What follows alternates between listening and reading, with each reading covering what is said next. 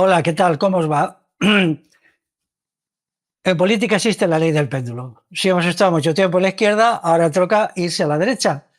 Pero la misma gente que ha creído en las soflamas insustanciales de la izquierda, ahora se cree en las soflamas no menos insustanciales y no menos estúpidas de la derecha. El que los mismos perros sean los mismos perros con distintos collares, es decir, los perros de la izquierda son los mismos que los perros de la derecha y solo cambian el collar y solo cambian el discurso, la palabrería, pues eso parece que hoy no preocupa a la gente. Pero lo que sí es verdad es que cuando antes los modelos a seguir eran Cuba, eran Venezuela, era el marxismo, era todas estas cosas, bla, bla, bla, bla, Lenin, todo esto. Ahora resulta que los modelos a seguir están en la derecha, en la extrema derecha y en el fascismo.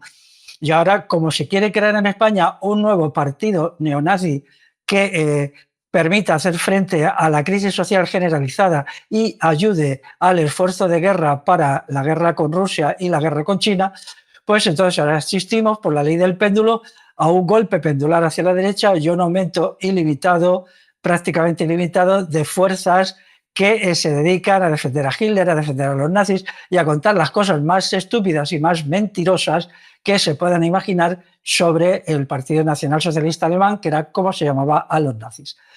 En esta intervención oral mía, lo que voy a hacer es poner los puntos sobre las IES y explicar qué fueron realmente los nazis, por qué son nazis y qué debemos hacer frente a ellos. Por lo tanto, es una intervención informativa, explicativa, que te va a proporcionar, amigo que estás viendo y escuchándome, o amiga que estás viéndome y escuchándome, los elementos para denunciar y oponerte a estos nazis que cuentan las mentiras más increíbles sobre lo que fue Hitler y lo que fueron los nazis en Alemania, y también los que fueron sus aliados, como es Franco en España, Mussolini, y luego muchos regímenes, por ejemplo, militares en Iberoamérica, que aplastaron a la gente de allí. Así pues, el título de esta charla será Los nazis. Lo podéis ver en la portada ya, ¿no? Son los nazis, liberticidas, criminales e incompetentes. Liberticidas, criminales e incompetentes. Vamos a empezar, por lo tanto, poniendo al personaje en su sitio. Hitler. Hitler era un marginal, era un lumpen, un tío que se creía que sabía pintar o que se creía un artista, bueno, todo eso, ¿no? Él participó como cabo en la Primera Guerra Mundial y cuando Alemania se rindió a los aliados en el otoño de 1918, pues él quedó sin trabajo. Y lo que hizo fue colocarse como mercenario del Alto Estado Mayor, él y miles, que eran enviados a las calles para hacer propaganda a favor del capitalismo, a favor del Estado, con un patriotismo de muy baja calidad, para intervenir en la crisis social que hubo en Alemania en esa época. En esa época incluso llegó a haber una insurrección popular armada, la de los espartaquistas, que tuvo lugar en 2019, dirigida por Rosa Luxemburgo y Karl Liebknecht. El ejército alemán formó lo que se llamaron cuerpos libres, eran cuerpos de mercenarios, que dieron muerte pues, a varios miles de espartaquistas y entre ellos a estas dos personas citadas. No consta que Hitler participara en estas acciones de represalia y de matanza, pero sí consta que él era un sujeto financiado por este complejo militar que iba directamente a proponer ya defender la continuidad del capitalismo y del Estado en Alemania. Él entonces se agarra a una forma especial de nacionalismo alemán que es el culto por lo ario, el culto por la raza aria, el culto por la supuesta sabiduría de los arios y por la superioridad de la raza aria.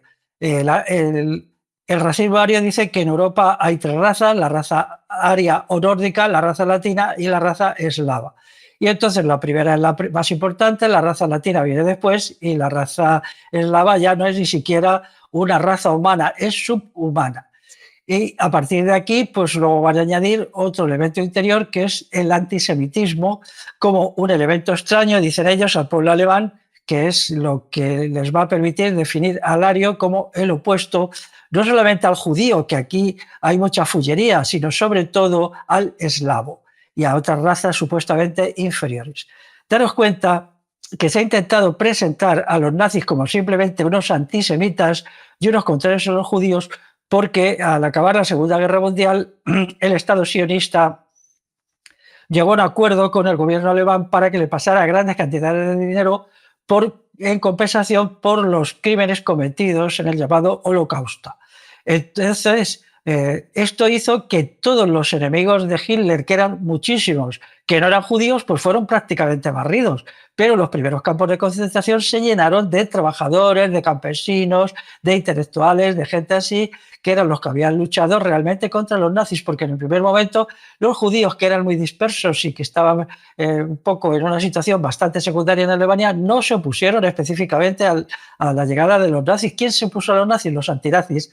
Tener en cuenta que Hitler ganó las elecciones con un 42% de los votos. Es mucho, pero no tanto, porque significa que el 58% de los votantes no le votó. Y luego de los que no votaron, que fue bastante gente, de los que se abstuvieron de votar, pues prácticamente todos eran antinazis. Así pues, tenemos que tener en cuenta que Hitler representaba solo a una pequeña minoría, o a una minoría no tan pequeña, diciéndolo más exactamente, del pueblo alemán.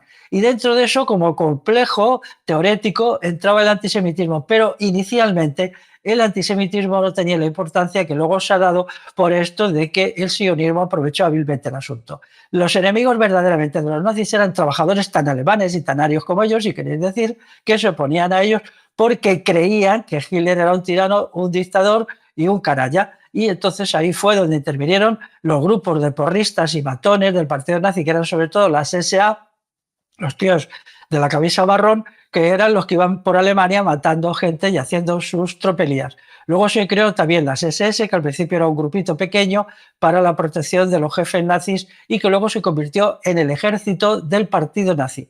De tal manera que en Alemania hubo dos ejércitos, el ejército del Estado, que era la Wehrmacht o Wehrmacht, y luego el ejército del partido, que eran las SS.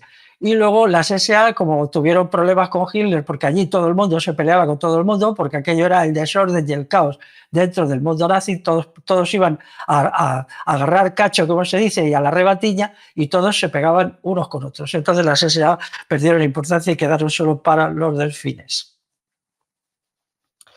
Hitler expresa sus ideas en Mi lucha. Mi lucha es un texto banal, aburridísimo. Yo recuerdo que me aburrí. En realidad no dice nada, es una colección de tonterías que él escribió, pues, que dicen que los judíos son muy malos, que Alemania tiene que ser una gran potencia mundial, que el ejército es maravilloso. 3 o 4 simplezas y boberías que no tienen ningún valor. Demuestra la indigencia intelectual de Hitler y de los nazis. Por favor, leerlo para que veáis los memos y lo ignorantes que son, ¿no? Hay muchas traducciones al castellano y lo podéis encontrar incluso en cualquier biblioteca, pero sí os pido que lo leamos. Luego, el antisemitismo era una corriente en Europa, existía desde el siglo XIV y servía siempre para presentar a los judíos como chivos expiatorios. Es decir, los judíos eran los chivos expiatorios, ya el poder, el Estado no era el mal, sino que eran los judíos. Y entonces se perseguía a los judíos y no se perseguía a quien se debía perseguir, no se debía perseguir al Estado, a las instituciones del Estado, y se introducía un elemento de racismo verdaderamente repugnante, porque, claro, todos los seres humanos, pues somos seres humanos, ¿no? Tengo que decir al respecto que un elemento de oposición en gran medida a los nazis fue la Iglesia Católica, porque como ellos defienden la teoría de que todos provenimos de una única pareja creada por Dios, que es Adán y Eva, no podían aceptar la teoría de razas superiores y razas inferiores. Y entonces esto les llevó a tener bastante oposición y bastante resistencia a los nazis. Esto y otras muchas más cosas. De tal manera que alrededor de la Iglesia Católica se nucleó un elemento de resistencia y de oposición, si queréis moderada, si queréis relativa, si queréis parcial, pero que contaba. Y eso explica que el 11% de los sacerdotes católicos de Alemania fueran asesinados por los nazis. Y explica también que en aquellos territorios y distritos donde los trabajadores católicos eran numerosos, sobre todo los campesinos, los nazis no tuvieron una acogida suficiente. Sobre todo en el mundo rural de creencias católicas, los nazis fracasaron rotundamente y esto les llevó a tener verdadero odio a la Iglesia Católica. De ahí que los nazis actuales dicen que los jesuitas son los culpables, bla, bla, bla. En realidad, esto no es así. Ya en el año 1937, el Vaticano, el Papa de la época, que no me acuerdo si era Pío XI o Pío XII, emitió una encíclica que aquí Franco no permitió difundir, que él, sin citar a los nazis, defendió la teoría de la unidad de la especie humana y de la raza humana, negando la teoría de razas inferiores y razas superiores. Aunque esta encíclica no cita explícitamente a los nazis, sí refuta sus teorías. Y esto, bueno, tampoco hay que exagerar la importancia que tuvo, pero tuvo importancia. Por lo tanto, en Alemania había muchas fuerzas y muchas corrientes de oposición que estaban en contra de los nazis, y no solamente los judíos. Esto es una cuestión que tiene que quedar clara desde el principio, porque si no, no lo vais a entender. El anticomunismo era una corriente fuerte, es comprensible. Los comunistas estaban haciendo verdaderas atrocidades y entonces la gente pues tenía miedo. Pero había al mismo tiempo partidos comunistas importantes. El Partido Comunista de Alemania era bastante numeroso e importante, pero no tenía sustancia ni tenía nada. Intentó hacer frente a los nazis y los nazis se lo merendaron en nada. Era un partido verdaderamente sin organización, sin fuerza, sin vitalidad, sin nada. Igual que pasó con el Partido Socialista Alemán, que además, entre bambalinas, colaboró bastante con los nazis, y hay algunas frases de Hitler en algunos de sus discursos que manifiestan simpatía hacia los jefes de la socialdemocracia alemana, que por cierto son los antecedentes del Partido Socialista Alemán, que es el que ha dirigido siempre el PSOE español. Estas cuestiones hay que tenerlas en cuenta también para que veáis cómo son las cosas. Bueno, a partir de grupos y grupitos, en los años 20 se crea por fin el partido nazi, cuyo verdadero nombre es Partido Obrero Nacional Socialista Alemán. Es decir, Partido Obrero, daros cuenta, Partido Obrero Nacional Socialista, quiere decir que era un partido patriota, un partido nacional, pero socialista, y que era alemán. ¿Eso qué quiere decir? ¿Qué significaba nacional? Pues significaba ario, y socialista significaba exactamente que era estatista, es decir, quería promover el socialismo de Estado, o sea, el capitalismo de Estado, como corriente decisiva en la cuestión de la época.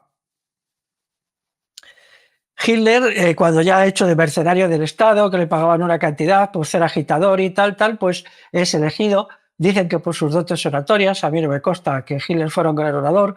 Era una persona que no tenía cultura suficiente ni para eso ni para nada, pero puede ser, yo no sé alemán, a mí lo que me parece que era un hombre que hacía el mismo discurso. Yo he procurado leer los discursos de Hitler y todo era el mismo discurso, que los hacía de una forma muy autoritaria y muy gritona, y que no tenía nivel para ir más allá. Las cosas que conocemos de él, la parte de Mi lucha, la transcripción de las parrafadas que él se tiraba delante de sus invitados a cenar, pues son aburridísimas, triviales, simplonas y tontas. Y tenemos muchos testimonios de quienes iban a cenar que decían que se aburrían muchísimo, que se dormían, pero claro, como era el capo, como era el jefe, pues tenían que aguantar allí hasta que él a las 3 de la madrugada decía, bueno, adiós, me voy a dormir.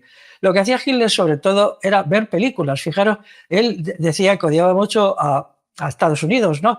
Pero él todo el cine de Hollywood, traducido al alemán, por supuesto, se lo conocía, y era casi todas las noches se ponía su película, tenía una sala de proyecciones y se tragaba todos los bodrios y toda la basurilla que fabricaban en Hollywood de la época. Qué contradicción, ¿verdad? Pero es que el pobre hombre no daba más de sí, su nivel de lecturas era bajo y él nunca tuvo cultura suficiente para nada. Hay que decir que el programa y el proyecto del Partido Obrero Nacional Socialista Alemán está copiado del de Mussolini cuando escribió el Partido Nacional Fascista Italiano. Es decir, él hizo el Partido Nacional Fascista, que lo hizo, a ver si no fallo, en 1921, y entonces el Partido Nacional Fascista es el que le sirve de modelo a Hitler. Él ni siquiera inventó el sistema nazi, lo inventó Mussolini, pero Mussolini lo inventó a partir de la actuación de los bolcheviques, sobre todo de Lenin y Trotsky, sobre todo de Trotsky. Trotsky es el gran fascista de la izquierda, el gran fascista, el gran monstruito, y entonces pues Mussolini, que durante mucho tiempo había sido militante o jefe del Partido Socialista Italiano, pues dijo, mira, qué bonito, pues yo también quiero ser un gerifalte, un jerarca y tal. Y aprovechando la gran crisis que vivió Italia después de la Primera Guerra Mundial, pues ocupó al poder y montó su dictadura unipersonal, una tiranía tremenda, ¿no? El antisemitismo en Alemania siempre había sido fuerte, y entonces pues los nazis lo incorporaron a su proyecto ideológico, pero en la época tuvo una importancia limitada. Solo a partir de 1937-1938 se hizo fuerte. ¿Por qué? porque los judíos no solamente eran internados, es que las cosas se explican mal, no solamente eran llevados a campos de concentración, sino se les despojaba de sus casas, de sus propiedades, de sus bienes, y esto eran subastados, se lo apropiaba el partido nazi y era subastado entre sus militantes. Entonces, claro, era muy bonito ser militante del partido nazi, que por 4 monedas te quedarás con la casa de un vecino tuyo que era judío. Y entonces la gente desalmada y sin corazón pues se hacía muy rica y se lucraba con los despojos de los judíos. A ellos, pues a veces se les metía en campos de concentración y otras veces no, se les echaba al arroyo. Muchos judíos sobrevivieron y hicieron trabajos ínfimos. Y entonces, pues el antisemitismo tenía esta cara sórdida, cruel y terrible. Pero también había muchísima gente que consideraba indigno todo ese proceder. Y mucha gente se hizo antinazi cuando vio cómo le robaban los bienes a su vecino de abajo, que eran unos señores judíos que llevaban allí viviendo toda la vida. Esos bienes se los quedaban unos sinvergüenzas, por ejemplo, de las SS, y a los judíos les enviaban a vivir en la miseria y en la calle. Esto indignó a muchísima gente, católicos, protestantes, ateos, creyentes, no creyentes, y vieron a los nazis como lo que eran, una pandilla de sinvergüenzas y de golfos que se hacían ricos a partir de unas determinadas actuaciones políticas.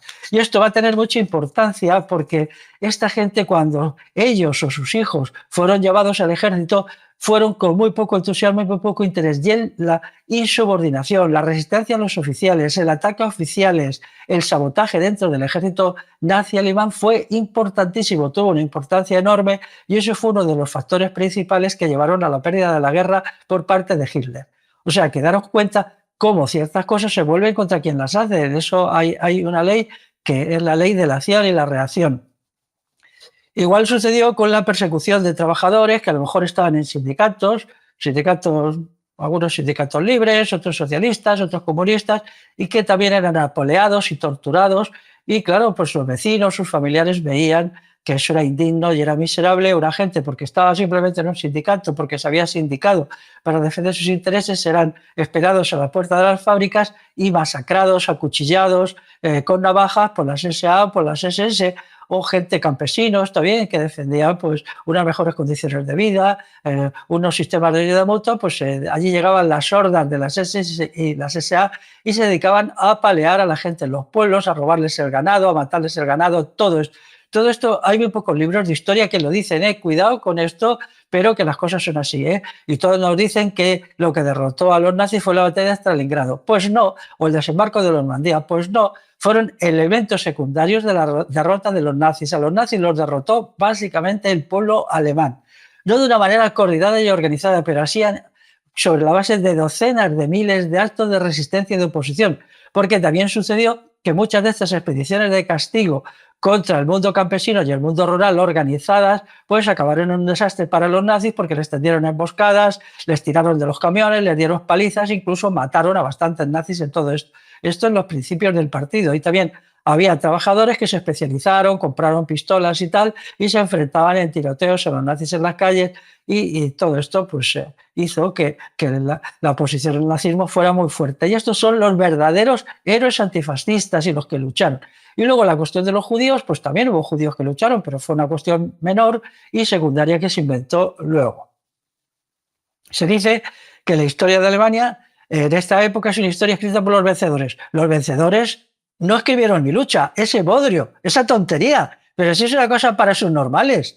Eso, bueno, perdón, a los subnormales es una cosa para gente muy débil mental. ¿Por qué no lo leéis y veis el grado de indigencia intelectual que tenía el libro estrella que Hitler se hizo de oro, porque consiguió que a cada pareja que se casaba, os voy a contar algunos chismes, el ayuntamiento correspondiente le regalaron un ejemplar de Mi lucha, con lo cual el señor Hitler, el muy golferas, consiguió que vender millones de ejemplares, de los cuales él se lucraba como autor. Es decir, por cada una de las ventas él le correspondía probablemente un 20% del precio del libro, que iba a ir a él como autor. Y él sumaba, sumaba y sumaba. Daros cuenta, qué negocio, a que sí, a que sí.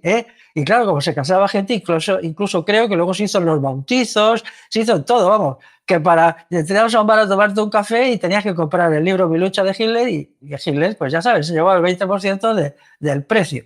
No, en el caso de los ayuntamientos, eran los ayuntamientos los que estaban impuestos, tenían que comprarlo con los impuestos de todos. Entonces,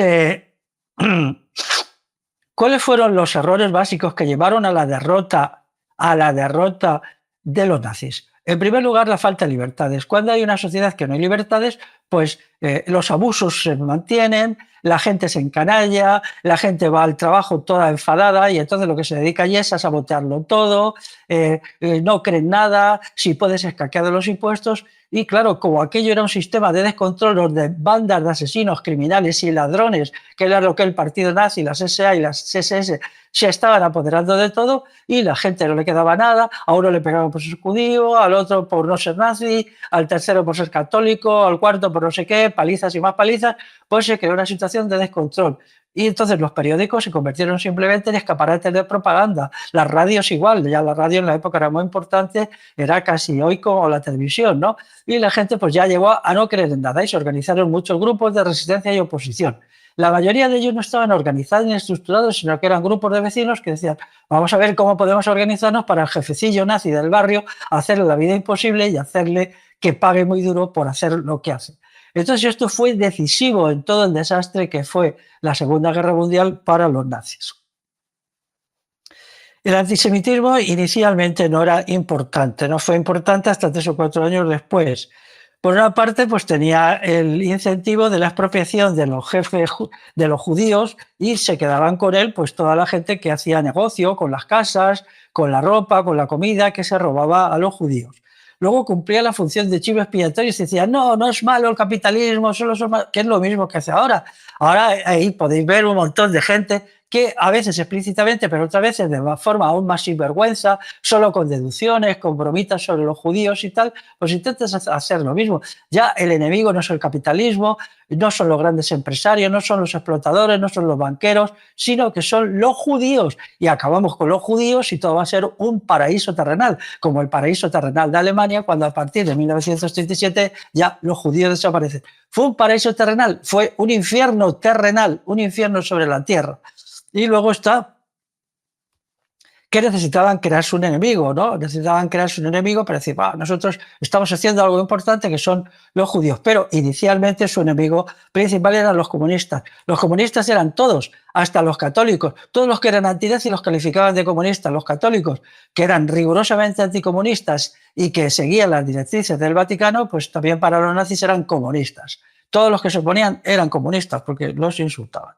Bueno, entonces el antisemitismo pues tuvo unos costes muy enormes para los nazis porque, claro, la gente no podía entender que a personas simplemente por ser judías, que algunos tenían vecinos que eran judíos y ni siquiera sabían que eran judíos, porque la mayoría de los judíos no eran practicantes en Alemania y muchos de ellos pues eran trabajadores normales y corrientes. Solo una pequeñísima minoría tenían negocios, tenían bienes, tenían propiedades, la mayoría eran trabajadores de la industria, trabajadores de los servicios, había mucha pequeña propiedad, eran artesanos que se ganaban su sustento pues, con un trabajo diario relativamente largo y extendido. Entonces, atacar a esta gente, pues la mayoría de la población no lo entendía y empezó a subir y a subir el odio a los nazis, con los efectos que luego diré. El racismo, pues vamos a ver, decía en toda esta teoría de la raza superior, altos, rubios y con ojos azules. Pero vamos a ver, Hitler no era alto, era un señor bajito, tan bajito casi como Franco, que era muy bajito. Y además era un señor de pelo negro como ala de cuervo, ¿no? Entonces, ¿qué tenía que ver este fulano con la raza aria que él predicaba? Pues nada. Pero todavía era peor el ministro de propaganda, Goebbels, que tenía por de nacimiento un defecto en una pierna, que era un señor bajito y de aspecto agitanado. Agitanado, eso lo dicen los que le describían en la época, los periodistas extranjeros, y este señor parece más bien un bailarín de flamenco, un gitano español, que un de la raza aria, y era sin embargo el racista número uno que escribía los panfletos más espeluznantes sobre las maravillas y prodigios de los rubios altos y de ojos azules, lo que él no era, ¿no? Y luego, bueno, pues casi todos eran tipejos de estas características que no cumplían el estándar. Si cogemos el estándar racista, ¿no? Si cogemos a los 30 o 40 nazis prominentes, yo creo que las 3/4 partes de ellos ni se acercan siquiera a los estereotipos sobre la raza, lo cual demuestra que los estereotipos son siempre con una estupidez, ¿no? Otro problema que creó muchas risas y muchas burlas era su alianza con Japón. Claro, resulta que los campeones de la raza aria y de todo esto se alían con unos, como ellos lo llamaban, monos amarillos, ¿no? Los japoneses, para los racistas, eran monos amarillos. Y también resultó que estos supuestos monos amarillos habían demostrado más capacidad tecnológica, más nivel organizativo y más disposición en el campo de combate que los super machotes arios. Y también esto, pues también fue objeto de chanzas y de cachondeo y de muchísimos chismes, porque no veas tú el daño que le hizo a la propaganda nazi, todos los chistes y cuchufletas que se hacían sobre las tonterías de su ideal. Si uno se busca un ideario que es irreal, fantasioso y estúpido, pues no le puede extrañar que no haya luego correspondencia con la realidad, ¿no? El conflicto con la Iglesia Católica también fue fuerte y con otros credos protestantes. Los protestantes fueron más proclives a los nazis por aquello de que el protestantismo se basa más en el Antiguo Testamento, que es más totalitario y más virulento, pero también hubo iglesias protestantes que tuvieron muchos conflictos. Esto se ponía de manifiesto en que los reclutas católicos y un sector de los protestantes que se unían a las fuerzas armadas alemanas o de las SS, pues no iban con entusiasmo al frente. Y esto se manifestó no solamente como poco, digamos, pasión en el combate, sino también como sabotaje dentro del ejército, sabotaje continuado, ¿no? Entonces, estas cuestiones, si no se entienden, no se comprende la inconsistencia e insustancialidad de la ideología nazi y por qué ellos perdieron la guerra. El tercer error suyo, o el cuarto más bien, es que en su incomprensión de que la época del colonialismo había terminado. Eso se puso de manifiesto, por ejemplo, cuando Estados Unidos intenta hacer de Filipinas una colonia después de quitársela a España, y entonces ven que eso no es posible, que la resistencia filipina era tan fuerte que aquello no se podía mantener y que era mejor acudir a categorías neocoloniales. Lo mismo sucedió cuando se vio que España no era capaz de controlar el pequeño cachito que le tocó de Marruecos con criterios colonialistas, y entonces eran necesarios que se impusieran criterios neocolonialistas. Entonces todo esto llevó directamente a que bueno, pues se cometieran errores enormes en los países del este. En los países del este, como intentaron la conquista directa y el establecimiento de gobiernos militares, hicieron que las élites locales, que en principio estaban muy de acuerdo con colaborar con ellos, sobre todo en Ucrania, claro, como ellos estaban verdaderamente desesperados por la dominación rusa soviética, pues pensaron que con los alemanes iban a estar un poquito mejor. Y una parte de las élites ucranianas recibieron con cierta simpatía, no diría que mucha, a los conquistadores alemanes. Esto se tenía que haber convertido en un gobierno ucraniano supervisado por Alemania, pero esto no se quiso hacer. Hubo una minoría dentro del partido que dijo que era la única manera de controlar los amplios espacios del este, allí en la llamada Rusia Blanca, en Estonia, en los países bálticos y también en Polonia. Y que esos gobiernos no podían ser simplemente títeres, no podían ser grupitos directamente a la fuerza del gobernador militar alemán, sino que tenían que tener una propia entidad y tal, lo que es el sistema neocolonial. El sistema neocolonial es esto. Entonces se encontró que los alemanes no tenían fuerza suficiente para controlar los países del este, los territorios del este, que son enormes, pero al mismo tiempo no pudieron movilizar a fuerzas propias de allí porque los despreciaban y porque los trataban como lo que ellos decían, le llamaban Undermensch, que significa subhumanos. Entonces, claro, los subhumanos no estaban muy contentos y muy felices de colaborar con unos sujetos que les despreciaban y les trataban como animales.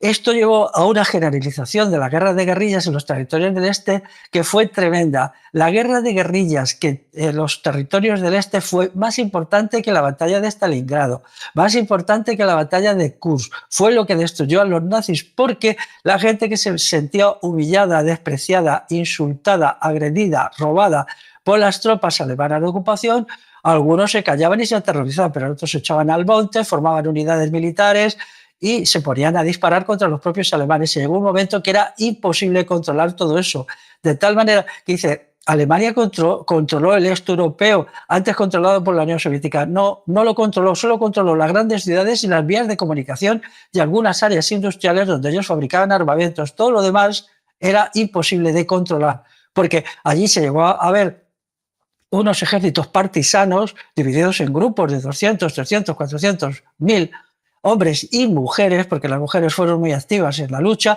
que eran capaces de sabotearlo todo. Por ejemplo, si los nazis querían requisar ganado para alimentar a sus tropas, tenían que mandar 20.000 hombres a requisar ganado, que si ellos hubieran hecho el sistema neocolonial, los mismos colaboracionistas los habrían requisado por ellos y ellos le hubieran entregado el ganado únicamente para sacrificarlos y alimentar a sus tropas. O sea que desde el punto de vista de la eficacia y no digamos ya de la moralidad, los nazis fueron unos incompetentes y unos chapuceros absolutos y se derrotaron a sí mismos en el este de Europa. Sobre esto se ha escrito poco, pero hay algunos testimonios, sobre todo basados en cartas de soldados alemanes, incluso en diarios, de gente que estuvo allí, luego volvió a su país y al acabar la guerra lo publicó, donde cuentan que aquello era tremendo, que podías tardar un mes en hacer un viaje en tren cuando te daban permiso para volver a tu casa. A los soldados hay que darles permiso porque si no se vuelven locos. Entonces, 3-4 meses en el frente y luego te mandaban a tu casa. En Alemania, un mes a lo mejor. Y en ese mes, bueno, ese mes se lo pasaban prácticamente en los trenes porque el sabotaje a las comunicaciones y los ataques contra los grupos que volvían a los grupos de alemanes era permanente. Esto es una cuestión decisiva que indica la fuerza de la guerra popular en unas condiciones dadas. La guerrilla y los partisanos que luchaban contra los nazis estaban todos dirigidos por el Partido Comunista. No. Había un sector que sí, otro que eran nacionalistas ucranianos, o nacionalistas polacos, o nacionalistas lituanos. Y luego había un tercer sector que se desentendía de toda política, que no estaba ni con los nacionalistas, ni con los rusos, ni con nadie, que lo hacían simplemente porque habían entrado en sus casas, les habían vejado, les habían robado, habían hecho actos horribles y asquerosos de violación de mujeres. Y entonces ellos lo que querían era tomarse la justicia por sus manos, vengarse. Y con esta política de la raza de los señores, esta gilipollez de un protonazi intolerable como es Nietzsche, pues lo que hicieron fue cavar su propia tumba, ¿no? Entonces, ¿y el Frente Interior? Pues el Partido Obrero Nacional Socialista Alemán pues llevó a la indigencia a los obreros alemanes. Hizo que estos obreros pues no tuvieran prácticamente más que una cantidad muy pequeña de subsistencia, muy pequeña, y entonces el Frente Interior empezó a resquebrajarse. Cuando empezaron a llegar las notas diciendo su hijo, su marido, su padre ha muerto en el Frente del Este, ha muerto en tal, entonces la gente empezó a decir, bueno, pero nosotros qué ganamos con esta guerra de conquista. Y empezó a haber más y más oposición y disidencia y descontrol dentro de las filas del ejército, o sea, de la Wehrmacht y también del ejército del partido que era las SS, que al principio las SS era poco, pero luego llegó a ser un ejército paralelo con sus unidades de carros de combate, su artillería, su todo esto. Lo único que no tuvo fue aviación, que yo sepa, salvo si estoy enterado, ¿no? Y entonces es cuando se acuñó la expresión faisanes dorados para referirse a todos los jerarcas nazis. Le llamaba, claro, estos son faisanes dorados, ellos lo tienen todo, ellos los polían todo, se quedan con todo, tienen toda la comida. Les acusaban de beber champán en todas las comidas que traían requisado de Francia. Y entonces se crearon multitud de chistes sobre los faisanes dorados, sobre las estupideces de esta gente, sobre sus maldades, sobre su inmoralidad, sobre su autoritarismo. Y alrededor de los nazis se fue haciendo el vacío social. Y este vacío social llevó directamente a su derrota en la guerra. El asunto de los faisanes dorados fue suficiente. Muy pocos historiadores lo dicen porque para los historiadores la resistencia popular no cuenta, solo cuenta la acción de los estados. Y como la batalla de Stalingrado fue el Estado nazi alemán derrotado por el Estado ruso comunista, ahí sí, ellos ahí se inventan todo un rollito, pero es que las 300.000 bajas que tuvieron los nazis en la batalla de Stalingrado quizá fue la mitad o la tercera parte de las que tenían hechos por los partisanos y por la guerrilla anualmente. No todos eran muertos, pero muchos de ellos eran heridos o gente traumatizada de que cada día les explotaban 10 bombas al lado por los disparos de francotiradores continuos, todo esto. Así pues, veamos la historia con objetividad, poniendo a las clases populares, al pueblo trabajador, en el centro del análisis histórico, lo que no hace nadie. Lo que no hace nadie, pero yo sí lo hago. Luego, ¿qué era la nazi? ¿Qué eran las élites nazi? Pues eran una pandilla de degenerados. El mayor y primer degenerado era Hitler. Hitler era un polidrogadicto, tenemos los informes que se cogió después de lo que tenía su médico personal. Él se metía de todo, se inyectaba de todo, tomaba toda clase de productos. Era un señor que probablemente a lo largo de toda su vida había tomado 50 o 60 tipos de drogas diferentes, hasta tal punto que hay un documental ya en el último año de su vida, que era un hombre con 55 años, que era una ruina humana, apenas podía andar, le temblaban las manos, les temblaban las piernas, era una escoria humana, porque era un cobarde y un incompetente que no era capaz de ver que el asunto de la guerra no estaba saliendo como él pensaba, entonces se refugió en las drogas y se inyectaba todos los días diversos tipos de drogas, ¿no? Tenía un médico que era su camello, el hombre este era el camello de Hitler, que le metía toda clase de productos. Pero luego tenemos también quiero decir que Hitler luego era vegetariano, es verdad que era vegetariano, eso tendría que servir a los vegetarianos para a veces no ser tan arrogantes y pretenciosos como son.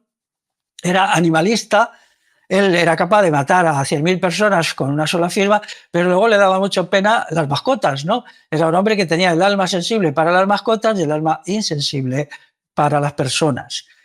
Y luego, pues era astemio también. Bueno, pues era astemio, sí, pero claro, como él se pinchaba toda clase de productos, pues ¿para qué necesitaba el alcohol? Pero la inmensa mayoría de los nazis eran alcohólicos, alcohólicos perdidos. Alcohólicos son unos niveles que es difícil de entender. Muchos de ellos, sobre todo los que se dedicaban a la carnicería y a las matanzas, es decir, a las matanzas en el sentido de matar personas y tal, pues ellos eran personas que necesitaban 2 o 3 litros de aguardiente, de los tipos de aguardiente que se hacen en Alemania para poder funcionar día a día. Luego otro drogadicto es Goering, el Hermann Goering, que era de los nazis de la primera ola y el que dirigía la aviación. Entonces Goering era un morfinómano, como se decía entonces, o sea, un heroinómano. Él se inyectaba heroína prácticamente todos los días. Además, una persona absolutamente depravada, un ladrón, un corrupto, en fin, un personaje horroroso, un modelo. Esto es lo que ahora nos quieren poner aquí. Aquí ahora nos quieren poner como modelos a esta pandilla de drogadictos, de ladrones, de inmorales, de torturadores y de asesinos. Luego estaba Goebbels, el hombre este de aspecto agitanado, que era un violador de mujeres. Él se valía de su poder inmenso en el Ministerio de Propaganda, pues para violar y abusar de todas las mujeres que salían en las películas de la época. En fin, terrible. Hay testimonios terribles de lo que hacía este sujeto y sus ayudantes en el Ministerio de Propaganda. De los alcohólicos, ya he dicho, todos eran corruptos. Y la corrupción significa lo siguiente: yo estoy con mi banda, con mi mafia, pero también el otro jefe nazi tiene su banda y su mafia, y el otro también. Y entonces estaban ellos en grescas permanentes entre sí. Había unas peleas dentro del partido nazi enorme. Por ejemplo, algunos, si quedabas perdedor, en estas peleas entre ellos te mandaban al frente del este con la esperanza de que allí los rusos te mataran en un bombardeo y poderse ellos quedar con sus bienes, con sus propiedades. Entonces, en la Alemania nazi era un desbarajuste total. Esos documentales que nos enseñan a unos nazis rigurosamente organizados, marchando al paso de la oca, pim, pam, todos con una cara así muy mística, eso es una chorrada propagandística. Lo que eran pandillas de delincuentes, de mafiosos, alcohólicos, drogadictos que peleaban entre sí continuamente. Y esto se vio, por ejemplo, en la Europa del Este, donde, bueno, pues las operaciones. Luego diré cómo ya en la invasión de Rusia soviética no fueron capaces de ponerse de acuerdo porque cada una de las bandas mafiosas que estaba dentro del ejército alemán quería su propio teatro de operaciones para robar allí. Como no llegaron de acuerdo, establecieron 3 teatros de operaciones: el del norte, que se dirigía a Leningrado, el del centro a Moscú y el del sur a Kiev, porque cada uno quería este territorio para sí, para expoliarlo él. Y entonces no fueron capaces de ponerse de acuerdo y concentrar toda su energía en un único blanco. Y así hubieran ganado la guerra a la Unión Soviética. Pero eran tan corruptos y estaban tan vendidos al dinero y tan delincuentes que no fueron capaces. Luego lo explicaré, ¿no? Luego, el ejército nazi de ocupación en Francia, bueno, eso ya era el colmo. Las orgías, las bacanales, las borracheras, todo esto fue, aquello fue un paraíso. Ellos, vamos, te mandaban por ejemplo, a un coronel le mandaban a Francia y él iba al paraíso, ¿no? Prostitutas, alcohol, tal, dinero, robos, todo, podía conseguirlo todo en la parte de Francia que estaba ocupada por los nazis, que había otra parte que no estaba ocupada, que se dejó un gobierno títere de Vichy. Ahí, fíjate tú, ahí sí fueron relativamente inteligentes, porque al no ocupar toda Francia necesitaban tener tantas tropas en Francia, ¿no? Entonces, pues Estos son los nazis, estos son los nazis, que luego perdieron la guerra porque eran tan faltos de inteligencia, tan faltos de moralidad, incluso tan faltos de sensatez y sentido común, que todo lo hicieron mal. Luego, su estrategia pues, fue equivocada, ya lo he dicho, ellos proponían el dominio directo, es decir, que el jefe del ejército diera las órdenes, que esto ya no podía ser, ya no era la época del colonialismo. Este error fue monumental, fue monumental. Como mucho, hacían gobiernos títeres, como era el gobierno de Vichy, pero con la supervisión directa, de tal manera, claro, que no le dejaban ni siquiera un pequeño grado de autonomía al gobierno de Vichy para que hiciera sus cosas. Ellos tenían que meter allí un montón de funcionarios, un montón de policías y tal, pero esos funcionarios, esos policías y toda esta gente que metían en Vichy faltaban en otras zonas, con lo cual en los sitios donde verdaderamente se combatía, las fuerzas nazis eran escasas, porque allí nadie quería ir y solo iban los castigados, los perdedores.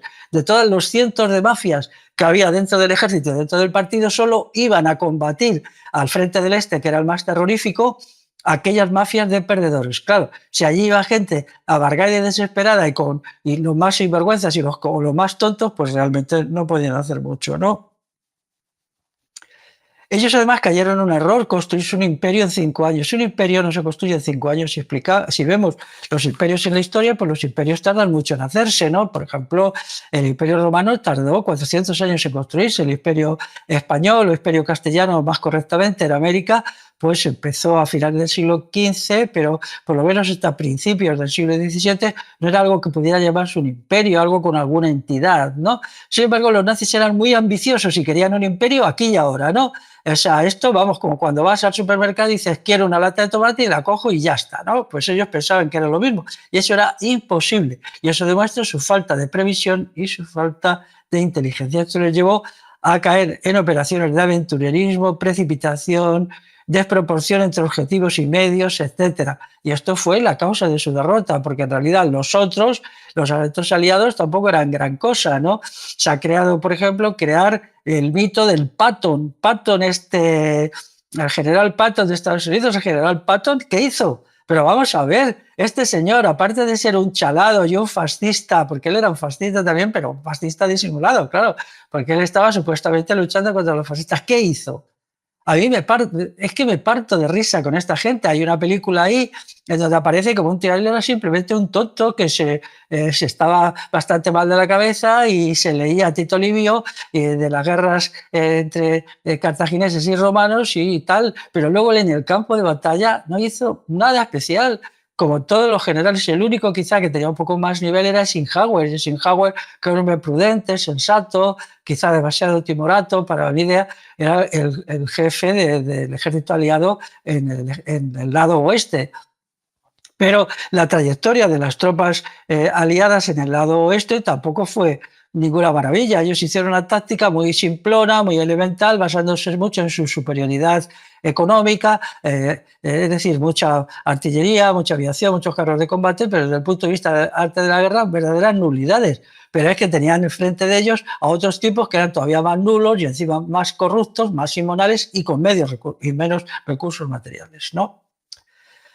Entonces, pues todo esto llevó a que la guerra estuvo mal planteada desde el principio, estuvo mal planteada, era una guerra que no se podía ganar en las condiciones. La estrategia general que organizó el Alto Estado Mayor alemán y no Hitler y el partido nazi, que no eran capaces intelectualmente de llegar a eso, ni muchísimo más, fue una estrategia que tuvo errores fundamentales fue una estrategia fantasiosa y real, y con eso no se podía ganar. Entonces, a lo largo de los 6 años que duró la guerra, pues fue poniéndose en evidencia los errores fundamentales por los cuales ellos perdieron.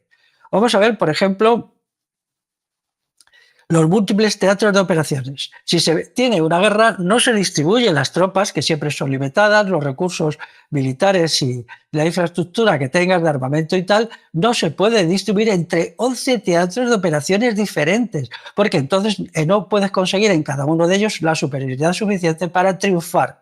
Y entonces los nazis lo dispersaban todo, en vez de concentrar fuerzas según los principios más elementales del arte de la guerra que dicen concentra fuerzas superiores contra tu enemigo, mata al enemigo, destrúyele en un punto, luego esas fuerzas las llevas a otro punto, consigues siempre la superioridad en el momento del combate de tal manera que tú tengas siempre más fuerzas que el enemigo y así te vas comiendo al enemigo por partes, cachito a cachito, hasta que le derrotas. Bueno, pues los nazis hacían todo lo contrario, dispersaban por todas partes con su afán de conseguirlo todo y tal. Lo que hacía que en cada situación y en cada momento ellos fueran más débiles que sus enemigos. Vamos a ver los teatros de operaciones en que se dispersaron. En primer lugar, el norte de África.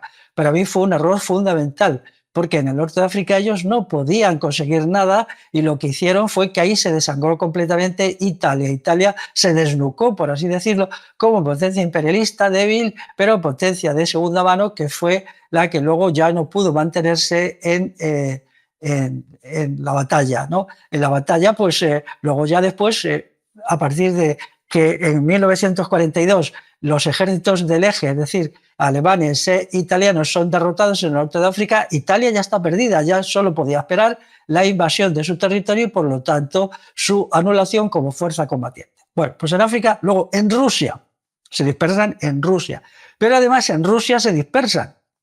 Daros cuenta que sin estar vencida, Inglaterra, que ni mucho menos estaba vencida, Inglaterra seguía haciendo una guerra marítima y una guerra aérea muy activa contra Alemania, resulta que quieren invadir la Unión Soviética. Pero allí el plan de invasión, que es de junio de 1941, se dispersa a su vez entre tres frentes. No son capaces de llegar a un acuerdo si el golpe principal, es decir, de concentrar en mayor cantidad de fuerzas y de recursos, tenía que ser conquistar Moscú, o sea, el centro del centro de operaciones, si tenía que ser el norte, que era Leningrado, o tenía que ser el sur, que era la zona de Kiev, Ucrania. Entonces, como en las peleas entre las mafias que había en el Alto Estado Mayor alemán no llegaron a un acuerdo y Hitler era una figura puramente retórica al que le mandaban a hacer gárgaras en cuanto querían, pues se deciden, ni más ni menos, que hacer tres teatros de operaciones a la vez, con lo cual en ninguno de ellos consiguieron las fuerzas necesarias para vencer al ejército soviético. Esto es el colmo de la estupidez, porque ellos ¿qué querían? Conquistar Moscú, pues entonces tenían que haber puesto a los otros dos ejércitos a la defensiva, haberles quitado entre la mitad y las 2/3 partes de sus tropas y recursos y haber concentrado todas esas tropas y recursos en el punto central para tomar Moscú, si querían eso o si querían otra cosa. Es decir, siempre tiene que haber un golpe principal y una concentración de tropas en ese golpe principal para destruir al enemigo ahí. Y luego dejar otros teatros de operaciones secundarios como blanco secundario para controlar al enemigo, entretenerle, impedir que se concentre fuerzas en el aspecto defensivo, etc. Pero no hacen eso. Luego además se le ocurre invadir Grecia y los Balcanes en una operación disparatada. Allí se habían metido primero los italianos, que eran absolutamente incompetentes, porque Italia estaba totalmente en contra de los fascistas y entonces donde mandaban tropas italianas, lo que hacían las tropas italianas era boicotear y sabotear todo lo que podían, salvo un grupito muy pequeño de fascistas convencidos, el resto de la gente no quería combatir.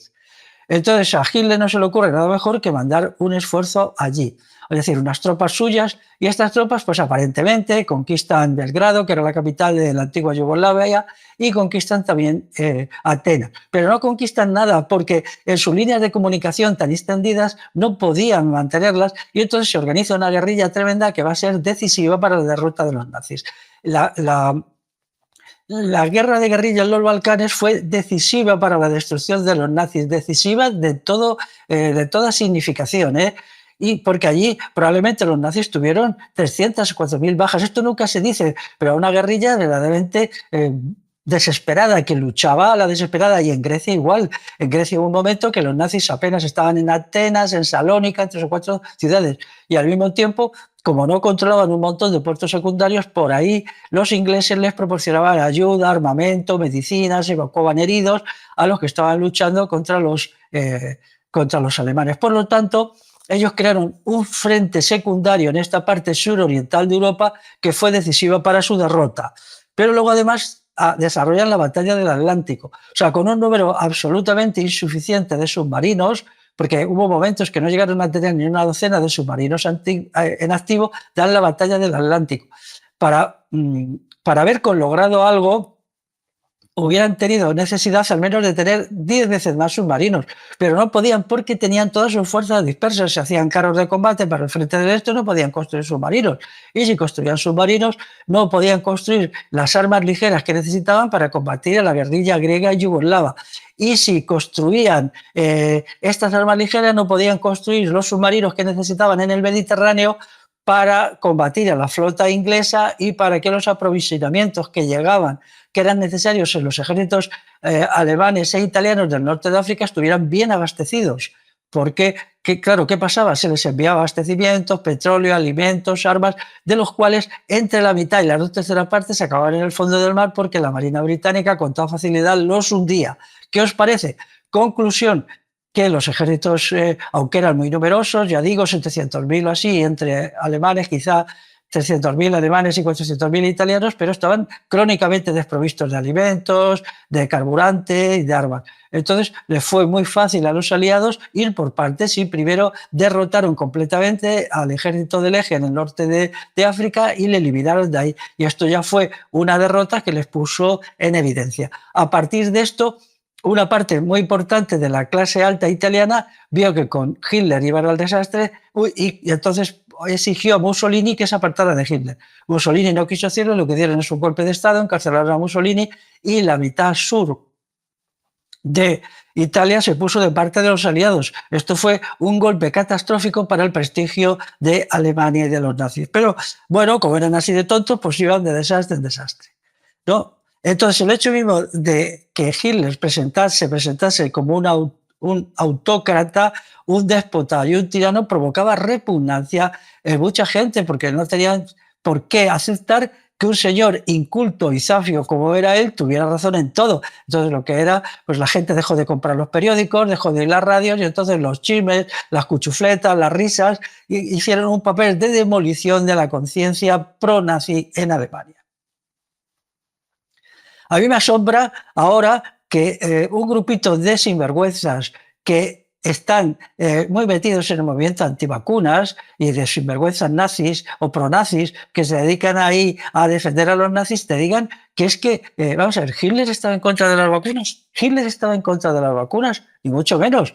Hitler era un vacunador profesional. Todos los soldados de su ejército estaban vacunados, todos. Él exigía las vacunas que había en la época, que eran, además de la vacuna de la viruela, la del tétanos, bueno, y algunas otras que se inventaron en la época. Y sus ejércitos eran vacunados masivamente, todos y cada uno. Lo mismo que hizo Franco. Franco, que pertenecía a la misma escuela ideológica que Hitler, fue el que hizo un sistema de vacunación general hasta la época del franquismo. Las vacunas pues se las ponía gente de la clase media, que la clase alta, que creía en eso, pero las clases populares no estaban vacunadas. Quien hizo la vacunación masiva de toda la población obligatoriamente a partir de las escuelas, a partir de las fábricas, a partir de todo, a partir del ejército, en el ejército de Franco se vacunaba, vamos, hasta los árboles, como digo yo. Entonces, ¿cómo pueden venir estos tíos ahora a decir que ellos están ante las vacunas y al mismo tiempo a favor de Hitler y que Franco también les parece guapo y bonito? Vamos a ver, vamos a echar a esta gente del movimiento antivacunas. Yo he estado y estoy ahí contra las vacunas y contra el resto de las medicinas funestas. Vamos a echar a los nazis, neonazis y tontitos asociados del movimiento antivacunas. Y si Stop Vacunas quiere seguirlos acogiendo, Stop Vacunas tendrá que responder de por qué lo hace. Esto es muy importante, ¿eh? Y no lo voy a repetir muchas veces. Luego Hitler era un entusiasta del Islam. No voy a decir más sobre este asunto porque podéis encontrar en internet, podéis leer los textos que él una loa al Islam. Ya resulta que los neonazis dicen que ellos están en contra del Islam actual en Europa porque Hitler estaba. Eso es completamente mentira. No solamente no estaba, sino ahí están las fotos donde él aparece con el gran muftí musulmán de Jerusalén, que era una especie como del papa de los musulmanes. Y este señor, este sinvergüenza musulmán, les ofreció a Hitler una tropa para crear 3 regimientos de las SS y se creó. Estos 3 regimientos de las SS estaban todos formados por musulmanes, tenían sus clérigos musulmanes al frente y fueron enviados a combatir a la guerrilla antifascista de los Balcanes. Y se caracterizaron por desarrollar formas de violencia y brutalidad extremas, extremas, allí, pero extremas. Entonces, daros cuenta, las SS nazi tenían 3 regimientos dentro de sí musulmanes que ellos iban a la batalla o al asesinato en masa recitando versículos del Corán. A que esto no lo ha contado nadie. Bueno, está en cualquier libro de historia. Yo lo he encontrado incluso en libros de historia de estos que no son especialmente significativos, ¿no? Si calculamos unos 8.000 hombres por cada uno de los regimientos, pues son 24.000, 25.000 hombres. Luego había que reponer las bajas. Las bajas eran importantes porque las guerrillas de los Balcanes se lanzó contra ellos, les tenía una rabia y un odio tremendo porque eran bandas de los peores asesinos. Y entonces les hizo muchas bajas. Entonces, inicialmente eran 25.000 combatientes, pero pudieron tener unos 15.000 reemplazos. Entonces, daros cuenta que 40.000 musulmanes fueron armados y entrenados por los nazis para combatir al antifascismo. Y esto es la realidad. Y luego, pues no tenéis nada más que ver que Hitler era un entusiasta de Al-Ándalus, por ejemplo, decía que eran unos caballeros maravillosos y bueno, pues todas estas cosas las podéis encontrar, no os voy a dar más esto. Pero vamos a coger a todos estos pronazis que dicen que ellos son anti-Islam y decir, mentira, eso es mentira. Si tú estás a favor de Hitler, estar a favor del Islam. Y eso hay que decírselo al grupito neonazi de tapadillo que hay en Alemania ahora, que se llama Alternativa por Alemania. A mí me parece la falta de ética, incluso la ética más elemental, la forma como utilizan las mentiras y la desvergüenza, aprovechándose de la ignorancia de la gente, en los grupos neonazis actuales ya ha alcanzado el límite máximo. Es el máximo límite al que podemos llegar. Entonces, pero claro, había mucha gente que creía que todo esto del entusiasmo por el Islam, pues cuidado, que podía acabar, ¿no?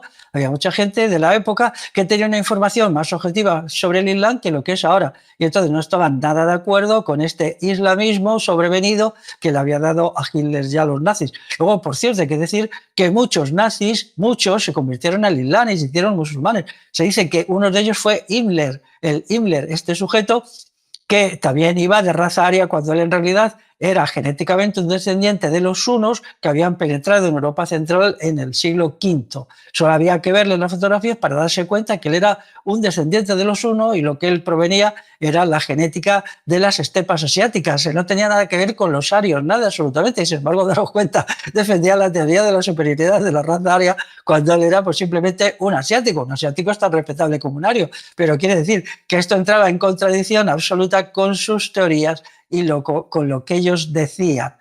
Bueno, pues así, claro, todo esto la gente, chistes y más chistes. Bueno, el día que se haga la lista de todos los chistes y de todas las gracietas que hacía el pueblo alemán a costa de los fasanes dorados, os quedaréis asombrados. Pero no eran solo chistes. Los datos oficiales quieren recordar de cuánta gente se negó a combatir en las filas del partido nazi, del ejército, y entonces fueron condenados como desertores y fusilados. Se hablan de 40.000 fusilados. 40.000 fusilados. Esto en realidad para mí puede ser que sea solo el 20% y hay que multiplicarlo por 5. Por lo tanto serían 200.000 personas en Alemania. Cuando se les llamó a filas dijo no, yo no voy. Les detenían, les torturaban, les obligaban, decían no, no voy a ir porque la lucha que está haciendo Hitler y los nazis es injusta, es una guerra injusta. Y entonces a estos se les llevaba a un patio y se les fusilaba o simplemente se les mataba de un tiro de pistola. Se conservan muchas cartas de esta gente porque conseguían a veces a través de carceleros benévolos, pues metían una notita diciendo a llegar esto a mi familia, que me van a fusilar mañana y ellos lo contaban, decían yo no voy a luchar con esta gente, pero esto era solamente un sector. Luego estaban los que iban al ejército a sabotear el ejército, a disparar contra los oficiales, a poner bombas, a sabotear los cañones, a sabotear los tanques, a hacer cantidad de actividades que servía para que el ejército alemán fuera en gran medida una muestra de incompetencia y de chapuza a todos los niveles, porque ellos en realidad, salvo su victoria contra Francia, porque claro, Francia era el país de la decadencia, de la vida agradable y tal, y bueno, habría mucho que decir, no voy a entrar en ello, cómo fueron tan fácilmente vencidos en mayo de 1940, no voy a entrar en ello ahora, pero en el resto de los sitios militarmente fueron un fracaso. Luego nos han vendido la etiqueta de Rommel, el zorro del desierto. Pues vaya zorro, más que zorro es un zorrito, un zorrete. ¿Qué hizo allí Rommel? Los ingleses se lo merendaron, vamos, fácilmente. Y luego era el mito de decir, qué tremendo. Y en Stalingrado actuaron estúpidamente, completamente de una manera estúpida, porque pretendieron hacer un disparate total, que es extender su teatro de operaciones hasta Asia. Eso es otra de las barbaridades, ¿no? Un teatro de operaciones no puede ser tan largo, porque entonces deja los flancos desprotegidos, que fue lo que les pasó en Stalingrado. Ya no tenían tropas suficientes. Y las que tenían, muy a menudo era renuente en el combate. Y los oficiales que se afanaban mucho en llevar a sus soldados al combate podían recibir pues un tiro en la espalda, por ejemplo. Y eso hubo muchísimos casos de los que se guarda un silencio absoluto. Antes hablaba de la dispersión estratégica de los nazis, pues daros cuenta. Estuvieron a la vez, hubo un momento por el año finales de 1942 en 11 teatros de operaciones. Lo voy a leer rápido. Norte de África, Rusia, Balcanes, Grecia, el Atlántico, Francia. Ofensiva en Asia, Inglaterra, Estados Unidos y guerra en el aire. Me salen 10, sí, me he equivocado. Son 10 teatros de operaciones. Por ejemplo, la ofensiva sobre Asia, que pretendía nada menos que llegar hasta la India y ahí conectar con sus aliados los japoneses. Bueno, esto es un disparate, ¿eh? Mirar un mapa, por favor, si es que eran cosas que es que ellos vivían en delirios, como la mitad eran drogadictos y la otra mitad eran alcohólicos, habían perdido todo contacto con la realidad y se les ocurrían cosas, vamos, es como dar la guerra la guerra en el Atlántico con 10 submarinos. Hubo un tiempo en que solo tenían operativos 10 submarinos que tenían que luchar contra la flota de guerra británica, que era la más importante del mundo en la época, contra la flota de guerra canadiense, que tampoco era moco de pavo, contra la flota de guerra estadounidense, que construyó un barco de guerra cada día y un submarino cada día, e incluso contra algunos añadidos que se hicieron de la flota de guerra australiana. Porque no combatían a Inglaterra. Inglaterra era el Imperio Británico, la Commonwealth, o como se diga, y ahí estaban todos los países, incluido la India, que aportó un montón de soldados, un montón de recursos, un montón de bienes. Y entonces todo esto, ellos, los nazis, pretendían vencerlo como si tal. ¿En qué cabeza se le ocurre? ¿Qué clase de sujetos pensantes o no pensantes? Bueno. Hemos visto la historia de Hitler, el vacunador, y Franco, el vacunador. Y luego Hitler, el entusiasta del Islam, y Franco, idem de idem, porque Franco, claro, ganó la guerra gracias a que su íntima amistad con el clero norteafricano le sirvió para tener 100.000 soldados, que fueron los que hicieron la guerra. Entonces, ¿qué pasaba en el terreno del capitalismo? Las teorías nazis sobre el capitalismo eran nada, era una bobada de un señor que era ingeniero, se llamaba Gottlieb Frien, que escribió un libro de un título enrevesadísimo que traducido al castellano, pues necesitas una hora para decirlo, que es algo así como la tiranía del interés del dinero. Lo que venía a decir este señor es que todo el problema que tenía Alemania es que como los banqueros judíos controlaban los bancos, entonces saqueaban al pueblo alemán a partir del interés del dinero. Y entonces, si se creara una especie de banco estatal que hiciera los préstamos a los alemanes, entonces ya no serían los judíos los que se lucrarían. Bueno, esta cosa era tan tonta y tan estúpida que hasta el mismo Hitler se dio cuenta. Cogió a este señor, su libro se quedó por ahí perdido, yo lo he leído en una traducción, y entonces, pues nada, le mandó a una fábrica como ingeniero y se desentendió de él. Y entonces dio la dirección de la economía pues a los capitalistas y a los grandes empresarios. O sea, que el Partido Obrero Nacional Socialista Alemán, de obrero no tenía más que la palabra, y socialista significa capitalismo de Estado, como siempre. Pues bueno, estos tíos desarrollaron el capitalismo de Estado bastante, como hacen todos los países en todas las guerras, pero ellos no fueron capaces de desarrollar nada que no se hubiera aplicado en la Primera Guerra Mundial. O sea, la política económica de los nazis fue una repetición punto por punto de la que se llevó por Alemania en la Primera Guerra Mundial 1914-1918, con unos resultados pues que son los que son. Claro es que Alemania de partida no podía tener una estrategia como la que tuvo, porque era imposible que ganara en tantos teatros de operaciones y contando con unas fuerzas tan limitadas, ¿no? Hay que decir aquí que los mismos hechos refutan la teoría nazi de que los judíos controlaban la economía alemana a partir de los bancos. cuando se echó a los poquísimos judíos que tenían bancos o que eran banqueros, se les persiguió o ellos emigraron, aquello no tuvo ningún efecto, nada, porque esta gente además pues eran a lo mejor pues del consejo de dirección de una empresa y ya está, pero es que los otros eran arios, él estaba allí. Ellos no tuvo ninguna importancia la expulsión de los judíos, ni aumentó la eficacia, ni sirvió para nada. Cero significación. Ellos mismos demostraron que lo que contaban eran mentiras, porque la gran mayoría de los judíos alemanes eran trabajadores modestos que no tenían ninguna influencia económica. Eran trabajadores, muchos artesanos, etcétera, muchos artesanos, zapateros, cosas así. Entonces, gente que qué influencia tenía sobre la dirección de la economía. Y esto también se dio cuenta la gente que los nazis solo contaban mentiras y bobadas que no tenían ninguna referencia. Hay un momento ya en 1943 que está claro que Alemania no puede ganar la guerra, no solamente por la batalla de Stalingrado, sino porque ya entonces se había demostrado que no eran capaces de vencer en el Atlántico, que no eran capaces de vencer en su guerra con Inglaterra, que no eran capaces de vencer a los rusos en el este, que no eran capaces de vencer en ningún teatro de operaciones, que habían sido vencidos y exterminados en el norte de África y que estaban arrinconados y aislados y que en Italia de un momento a otro iba a haber un golpe de Estado, a Mussolini se le iba a enviar a la cárcel y los italianos iban a cambiar de bando. En ese momento, si ellos fueran gente honrada, si tuvieran algún respeto por el pueblo alemán, se hubieran rendido, hubieran dicho, bien, nos rendimos, pero no lo hicieron, no lo hicieron.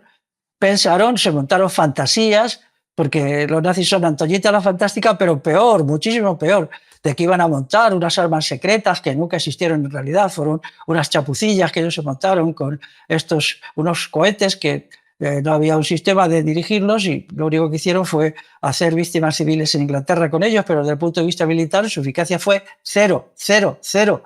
Y entonces, pues nada, siguieron desde mediados de 1943 hasta el final de la guerra, en mayo de 2045, casi 2 años, fue una guerra inútil, una guerra estéril, en que murió cantidad de gente solo porque los nazis no quisieron rendirse, cuando honradamente, si no puedes ganar una guerra, ríndete, pero ellos de honradez nada y de eficacia intelectiva, como digo, nada.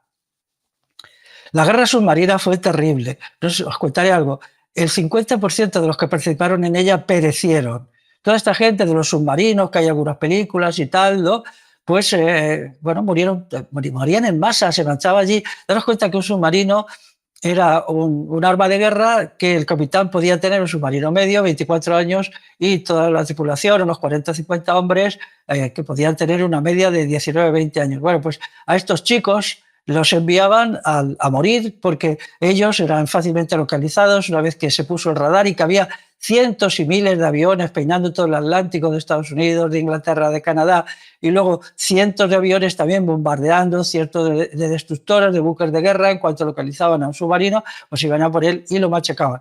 La guerra solo tuvo un momento de cierto prestigio, que es el primer semestre de 1942. Luego era un matadero y ellos siguieron enviando gente y gente y gente a morir. ¿A qué es terrible? ¿A qué es terrible? Cuando sabían que la guerra submarina no tenía ninguna eficacia, ni ellos ya conseguían nada, porque ya no eran capaces casi de torpedear a ningún barco porque les localizaban en cuanto que les pillaban, ¿no?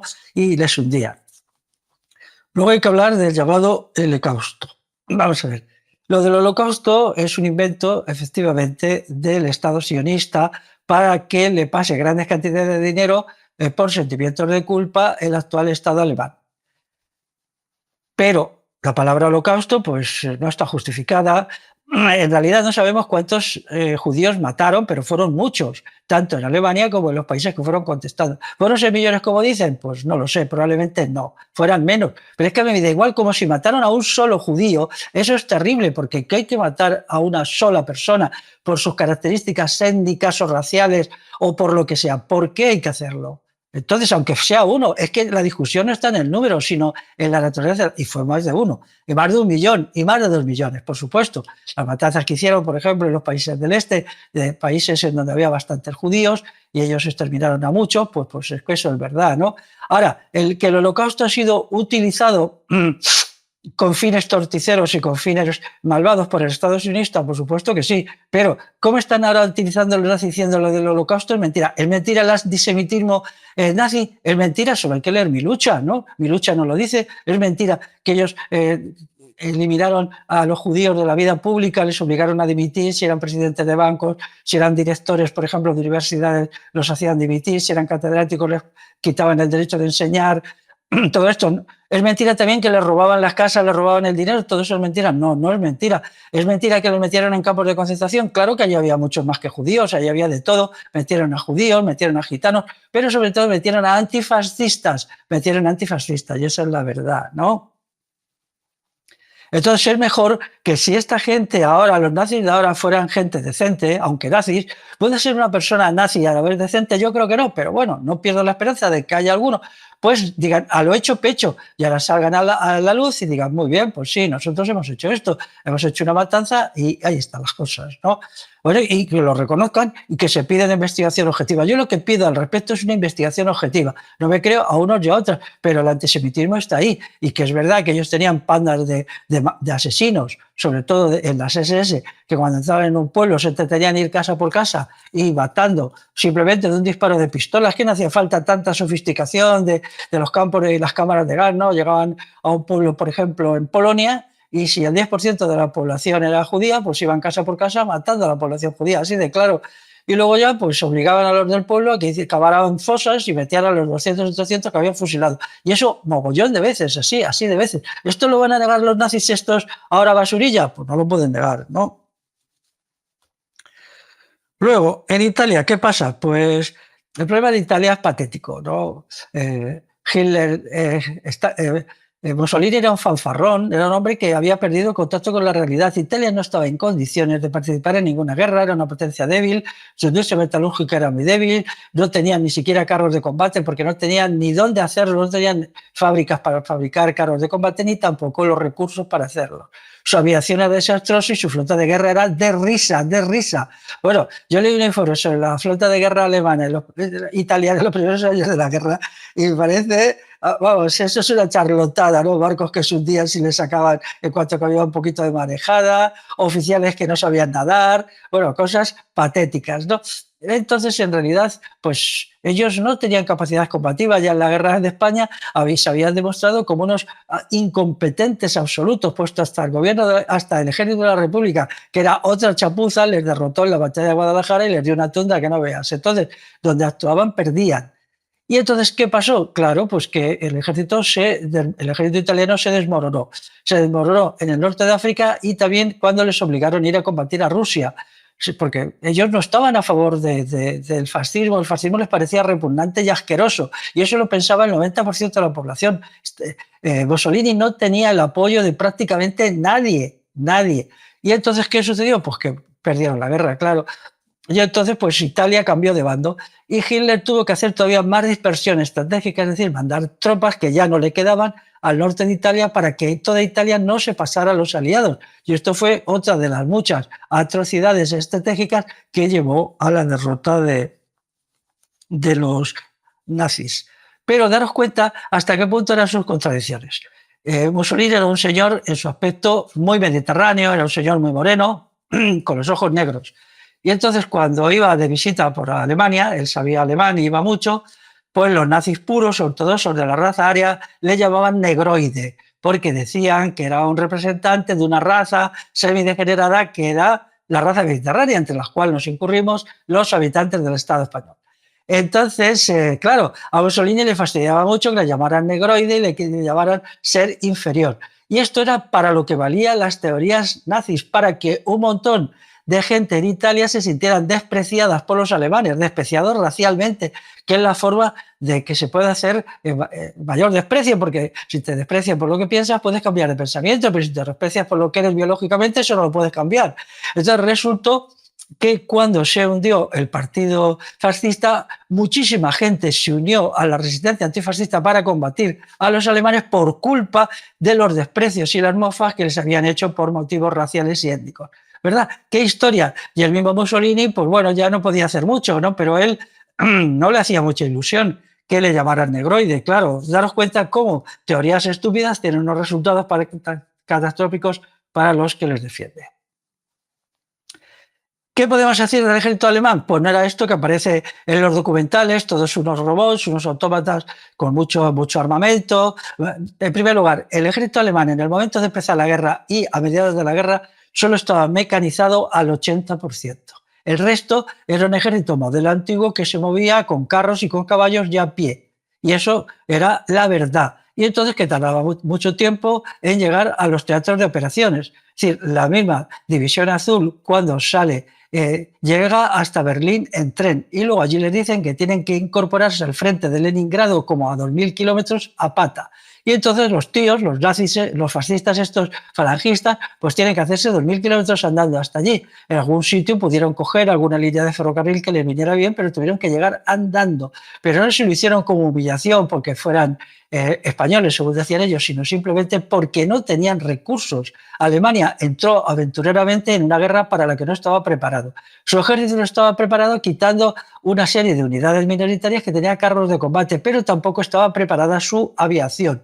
Su aviación era muy pobre. O sea, realmente ellos no consiguieron nunca tener una aviación de la calidad que la tenían, por ejemplo, los rusos. Y entonces, en estas condiciones, ¿cómo podían vencer?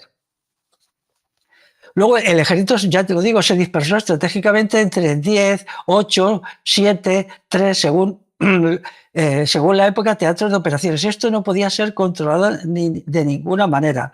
Luego había falta de recursos, porque claro, la gente no pagaba impuestos con entusiasmo, había la cobra de impuestos a la pobre gente, a los trabajadores y tal, se tenía que hacer con despliegues policiales y con operaciones que llevaban un montón de burocracia, un montón de gastos y tal. La gente es que no podía pagar lo que no tenía.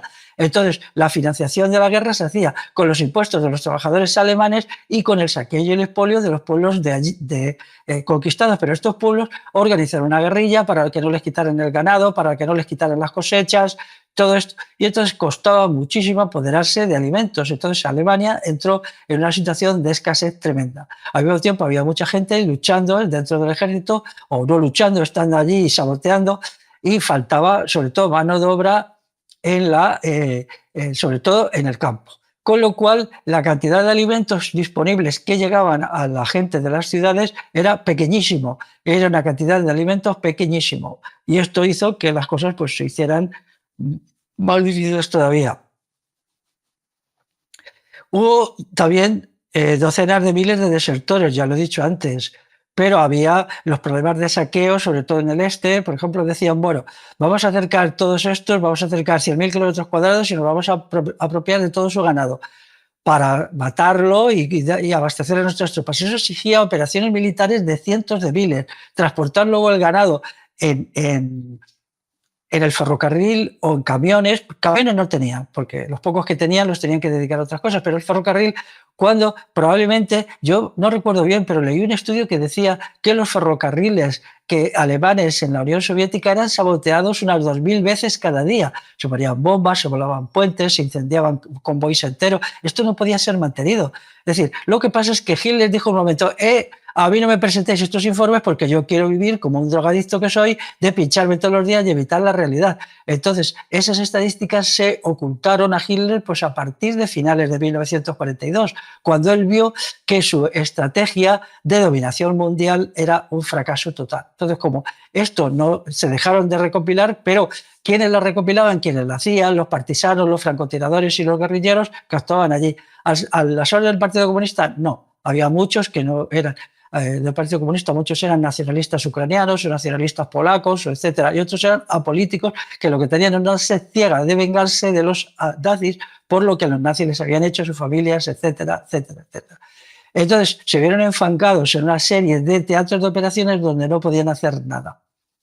Los que estaban todo el día de bacanales y de orgías y tomando champán, los oficiales alemanes en Francia, cuando se quisieron dar cuenta a partir del verano de 1943, se encontraron con una guerrilla que incluso en París era capaz de matar todos los días 10 o 12 oficiales y soldados alemanes. Les ponían bombas en los coches, disparaban sobre ellos, volaban trenes, les echaban veneno en la comida. Total, que de repente se vieron metidos en un infierno. Tenían que vivir en cuarteles autoprotegidos, no podían salir a la calle sino en grupos de 60 o 80 y todos con las armas en la mano, y todo aquello se volvió.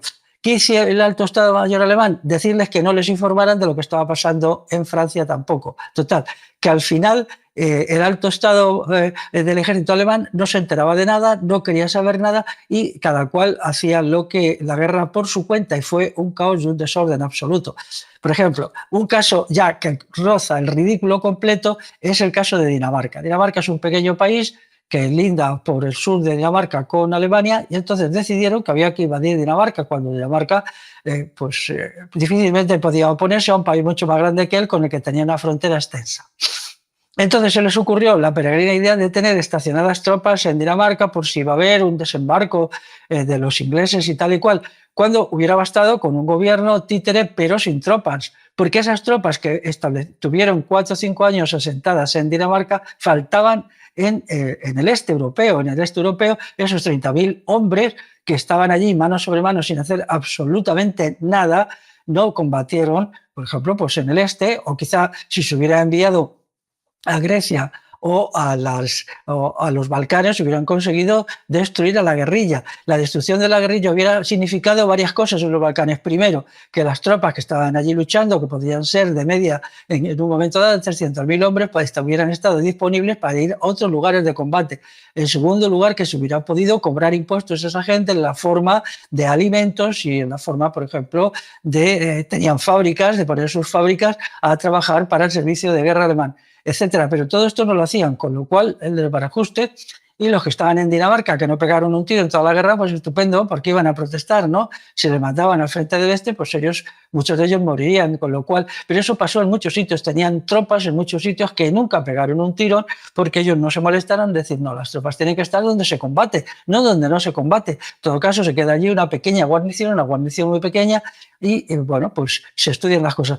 Pero todo este gran desbarajuste fue la consecuencia de la estructuración del partido y del Estado nazi en la época como bandas mafiosas que compiten entre sí. La consecuencia más sangrante de esto fue cuando invaden la Unión Soviética y no llegan a un acuerdo de definición de cuál va a ser el teatro principal de ataque, que lógicamente tenía que ser Moscú. Si ellos hubieran concentrado el 80% de sus fuerzas ahí, hubieran tomado Moscú antes de que llegara el invierno ruso y habrían vencido a Stalin y habrían conquistado, si no toda la Unión Soviética, una parte muy importante. Pero ellos, como dispersaron el millón o millón y medio entre tres puntos, tres objetivos, pues no consiguieron nada, ninguno de los tres.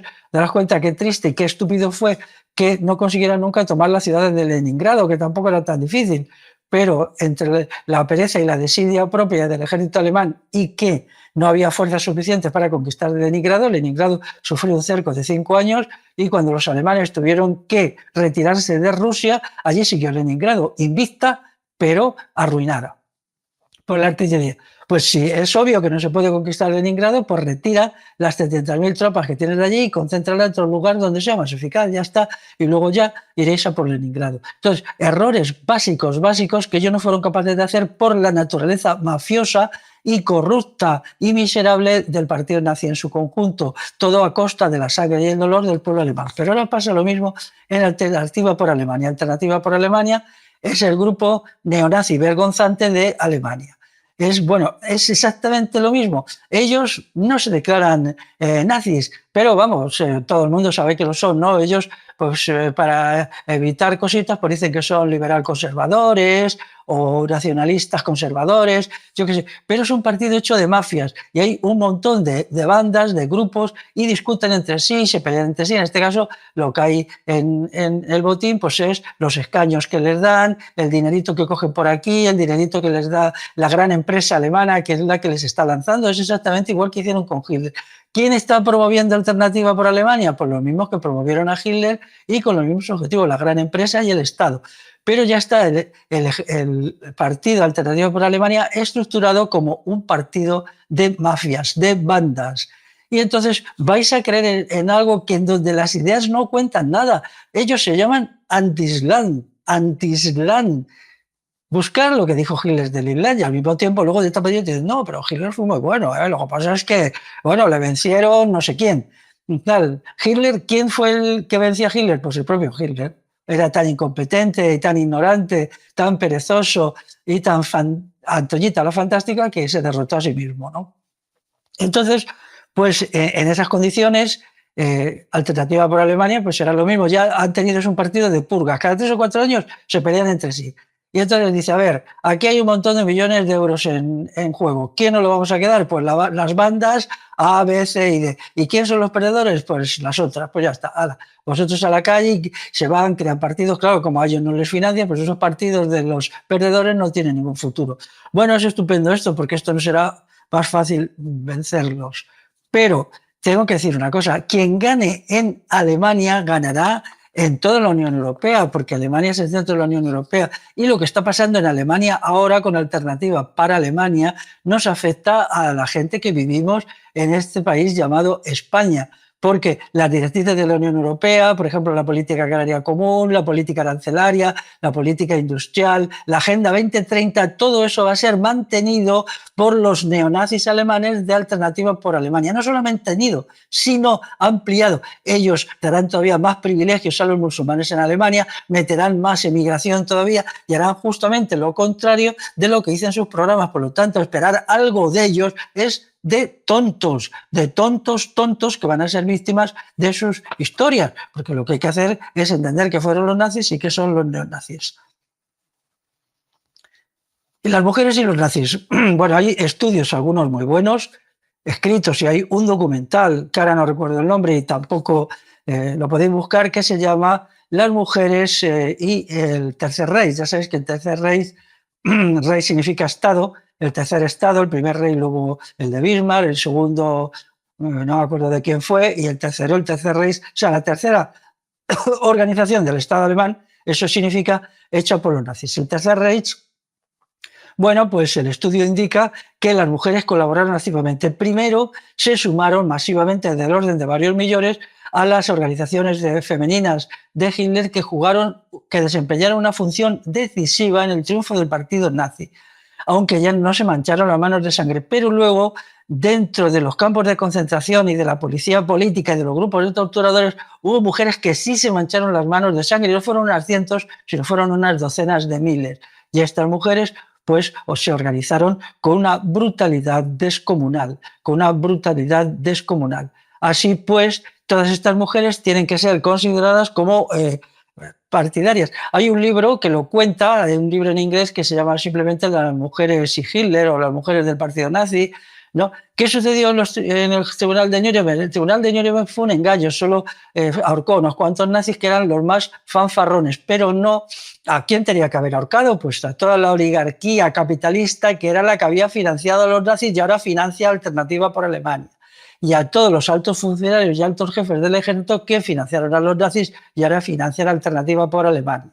Todos estos son los que tenían que ser llevados allí. Y también a todas estas mujeres que habían hecho cosas terribles.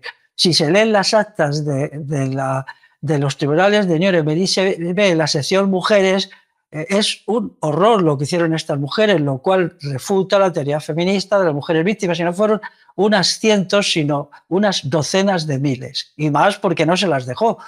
Algunas de ellas eran las peores torturadoras en algunos de los campos. Torturaban, mutilaban, mataban a otras mujeres, a otros hombres, de todo tipo.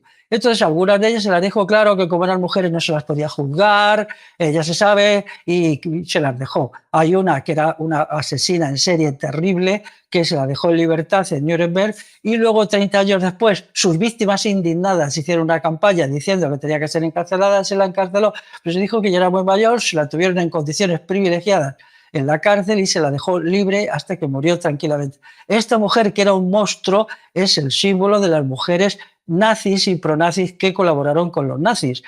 Por eso la expresión feminacismo, pues es que es verdad. Estas mujeres, el feminacismo es el nazismo de las feministas y las feministas nazis, ¿no? Y esto, cuando se difunda más y más, sobre todo en documental, pues es un golpe demoledor a las teorías feministas, pero demoledor, ¿eh? Y buscarlo por ahí, es fácil de encontrar, ¿eh? Bueno, ya os decía antes que a principios del verano de 1943, cuando toda Europa se había levantado contra los nazis, partisanos, resistentes, todo, la incorporación masiva del aparato militar estadounidense, la recuperación de Inglaterra, el fracaso de la guerra aérea alemana, el fracaso de la guerra submarina, el fracaso en el este, el fracaso en los Balcanes, la completa aniquilación del cuerpo expedicionario nazifascista en el norte de África, hacían que la guerra ya no pudiera ser ganada. Entonces, hay un sector de la clase dominante que se opone a Hitler y quiere organizar un golpe contra él.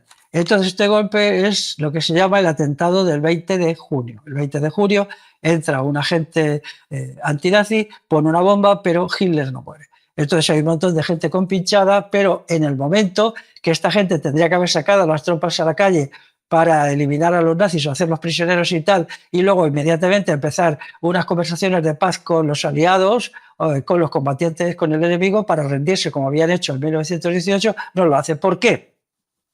Pues hay un motivo.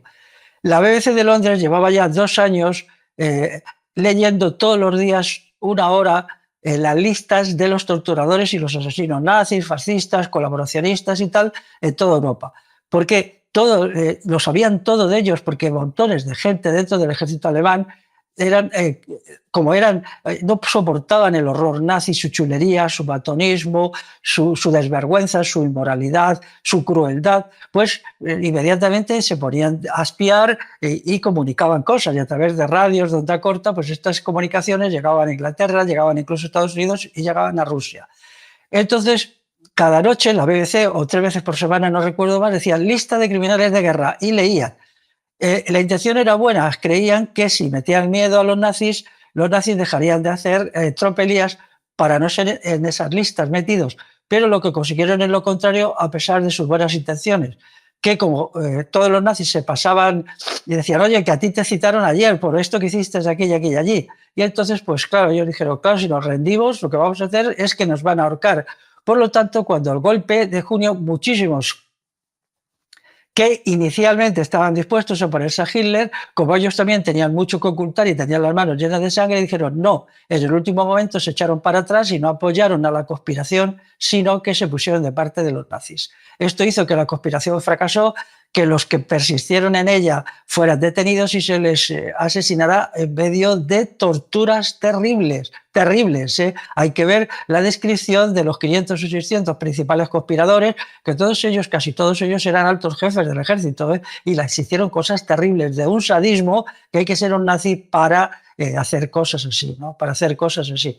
Bueno, tengo que decir también que en la teoría base que se basaron los complotadores del golpe del 20 de junio de 1944 eran las teorías de Juan de Mariana sobre el asunto del tiranicidio. Juan de Mariana decía que si en un país se construye una tiranía, entonces esa tiranía tiene que ser derribada y los sujetos morales y la gente decente tiene que matar al tirano. El tirano tiene que ser matado y eso no es un asesinato sino un deber moral. Entonces todo esto sirvió para que mucha gente que estaba timorata contra Hitler leyera los libros de Juan de Mariana y sus teorías y tal y decidiera que efectivamente, punto 1, Hitler era un tirano, punto 2, estaba haciendo cosas horribles contra el pueblo alemán, punto 3, era justo, legítimo y moral acabar con él. Y esa fue la teoría. Entonces todo esto, la teoría del tiranicidio, es desarrollada por Juan de Mariana en su libro De Rege. Él lo que recoge en la teoría de la Alta Edad Media hispana, donde todas estas cuestiones eran ciertas. Todo esto es lo que se pensaba en la Alta Edad Media. En realidad los reyes tenían muy poco poder, pero si un rey, digamos, si se extralimitaba, no cumplía lo que el derecho consuetudinario decía, pues simplemente se iba contra él y se le ahorcaba, ¿no? Por eso, en las Cortes de Castilla de 1521 se negaron los subsidios a Carlos I de España y V de Alemania porque se pensó que estaba actuando como un tirano y las Cortes votaron contra él y él se quedó sin subsidios y ahí lo que le llevó es a iniciar la llamada Guerra de las Comunidades, que empezó por eso. Bueno, todo esto es muy bonito. Hay que decir también que Juan de Mariana es de Talavera de la Reina, provincia de Toledo, él allí nació y allí tiene una estatua con un pedestal. Y entonces él fue un hombre con todas sus limitaciones, tiene también la historia de España de Juan de Mariana, pero yo una vez fui allí a Talavera de la Reina solo por ver su estatua, es una estatua en bronce sobre un pedestal de piedra, y si alguna vez vais con todas las reservas mentales que yo tengo hacia él, que él no era exactamente lo que yo propongo, y mucho menos en el terreno político, pero si os sentís generosos, comprar en algún sitio una flor, una rosa y la ponéis al pie del pedestal de mi parte, porque son amigos de la libertad. Luego quiero decir también que Juan de Mariana escribió un tratado sobre la moneda de Bellón en donde decía que el rey no puede falsear la moneda, no puede falsificarla, no puede hacerla que pierda, porque esto es un robo a los súbditos. A consecuencia de eso, la Inquisición le metió y le tuvo en la cárcel, aunque era muy anciano, en un tiempo, un año, año y medio, y cuando salió ya estaba muy mal de salud y murió. Bueno, ya veis que en todas partes ha habido tiranos, pero en todas partes también ha habido amigos de la libertad. Bueno, pues es bonito pensar que una persona que se ha formado en las tradiciones hispanas es el que le hizo pasar un mal rato al señor Adolfo Hitler y que nos da un ejemplo de lucha por la libertad, incluso arriesgando la propia vida, ¿no? Entonces, ¿con qué nos tenemos que quedar para esto? Pues las conclusiones son, para mí, dos. Una, que la historia verdadera de la Alemania nazi y de los nazis refuta a la extrema derecha europea que hoy en todas partes quiere crear una nueva Europa nazi. Y en segundo lugar, que esta Europa nazi y estos partidos nazis son muy débiles en sí mismos y podemos derrotarlos con facilidad. Iba a decir con suma facilidad, con suma no. Con alguna facilidad sí luchamos, pero quiero llamar a la gente de buena voluntad que juguetea con teorías nazis, con el antisemitismo, que cree que el libro Protocolo de los Sabios de Sion es verdad. En fin, todas estas cosas, que tengan cuidado porque están alimentando un monstruo que un día se volverá contra ellos. Y las agendas del capitalismo de la Unión Europea, como es la Agenda 2030, va a ser llevada a sus últimos extremos en cuanto Alternativa por Alemania esté en el poder. Y entonces Alternativa por Alemania va a traer más inmigrantes que nunca a Alemania porque lo necesita igual que hizo Hitler y va a dar más poderes al Islam que nunca en Alemania como hizo Hitler. Entonces, si nosotros queremos luchar por la libertad y por una Europa democrática en el sentido de democracia directa, participativa y donde la soberanía de los pueblos sea real, nos tenemos que oponer a Alternativa por Alemania y a los nazis que les inspiran. Y nada más, amigos y amigas, pues nos despedimos. Queda muchísimo que decir, pero quizá más adelante haga otro vídeo sobre los nazis. Hasta luego.